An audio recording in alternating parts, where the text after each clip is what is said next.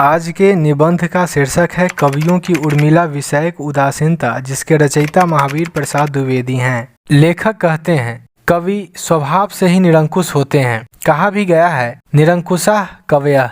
हिमालय के समान बड़ी वस्तु भी उनकी दृष्टि से ओझल रह जाती है। दूसरी ओर राई का पर्वत करने में भी वे दक्ष होते हैं। महर्षि वाल्मीकि, जिन्होंने क्रौंची के दुख से अभिभूत होकर महाकाव्य की रचना कर डाली, वे भी अपने ग्रंथ में लक्ष्मण पत्नी उर्मिला पर एक पंक्ति नहीं लिख सके। गोस्वामी तुलसीदास ने भी अपनी रामचरितमानस में उर्मिला की ओर संकेत नहीं किया। इस प्रकार साधारण कवियों ने ही नहीं, बल्कि वाल्मीकि एवं तुलसी जैसे महान कवियों ने भी सती साध्वी उर्मिला की उपेक्षा की है। वाल्मीकि रामायण में केवल एक बार जनकपुर में लक्ष्मण के विवाह के समय सीता, मांडवी और श्रुतिकीर्ति के साथ उर्मिला के दर्शन होते हैं। रामायण की रचना में महर्षि वाल्मीकि ने रामचंद्र तथा सीता के चरित्र विकास को सर्वोपरि प्रधानता दी है। मांडवी और श्रुतिकीर्ति आदि गौण पात्राएं हैं और उनके चरित्र चित्रण की आवश्यकता भी नहीं है, किंतु बाल वियोगिनी सर्व सुख वंचिता देवी उर्मिला का चरित्र मांडवी तथा श्रुतिकीर्ति के चरित्र से बिल्कुल भिन्न है।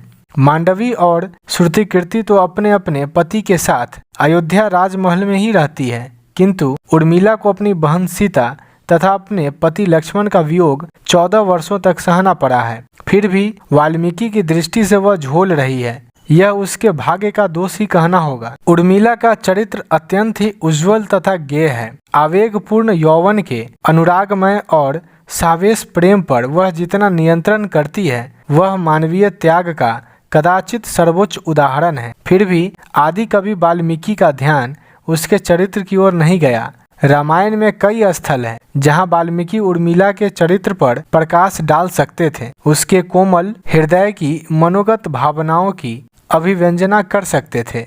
लक्ष्मण के वन गमन के समय उर्मिला के संतोष पर प्रकाश नहीं डालकर कवि ने सचमुच उसके प्रति बड़ा अन्याय किया है।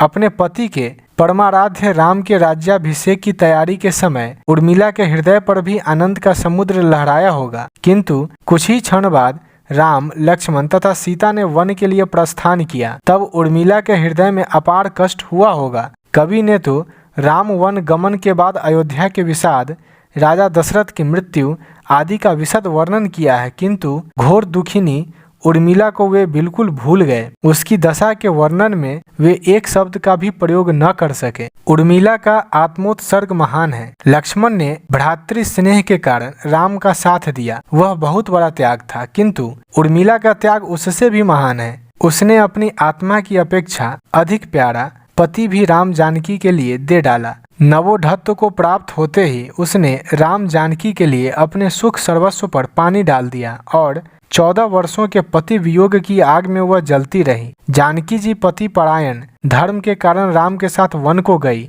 उनका विचार था कि संसार के सभी स्नेह संबंध पति के बिना सूर्य से भी अधिक दाहक होते हैं। उर्मिला भी पतिव्रत धर्म को जानती थी, उसकी भी यही भावना रही होगी, परंतु उसने लक्ष्मण से वन जाने के समय साथ जाने का हठ इसलिए नहीं किया कि उसके पति अपने आराध्य राम की निसंकोच सेवा न कर सकेंगे।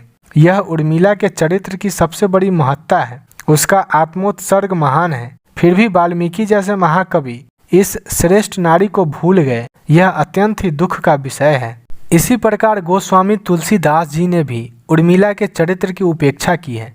उन्होंने रामचरितमानस की रचना में आदि कवि वाल्मीकि का ही अनुकरण किया है और नाना पुराण निगमागम सम्मत के आधार पर मानस की रचना की है। वे भी उर्मिला को जनकपुर से साकेत पहुंचाकर बिल्कुल भूल गए। यहाँ तक कि राम वन गमन के समय जहाँ वे उर्मिला की करुणावस्था का प्रदर्शन कर सकते थे, लक्ष्मण को माता से मिलाकर झट राम के पास भेज देते हैं।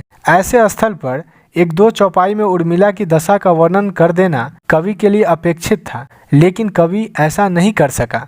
भवभूति ने इस दशा में उर्मिला के चरित्र पर कुछ प्रकाश डाला है। उत्तर रामचरित नाटक में एक स्थान पर चित्र फलक पर उर्मिला को देखकर सीता सपरिहास लक्ष्मण से पूछती है, यह दूसरी कौन है? लक्ष्मण ने सीता जी का आशय समझकर और कुछ लज्जित होकर उर्मिला के चित्र पर हाथ रख दिया और उसे ढक दिया।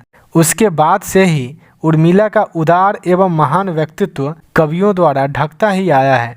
इस बात का लेखक को बहुत खेद है। गोस्वामी तुलसीदास जी ने भी उर्मिला की व्यथा को नहीं समझा। अयोध्या से पलायन करते समय लक्ष्मण को उर्मिला से मिलाकर विदा करने का चित्रण किया जा सकता था। उस समय उर्मिला के हृदय में कैसे भाव भरे होंगे, इस पर बहुत कुछ लिखा जा सकता था। तुलसीदास जी इस प्रसंग पर चुप ही लगा गए। क्या यह उचित जान पड़ता है? वीडियो अच्छी लगी हो तो लाइक, सब्सक्राइब और शेयर करना ना भूलें।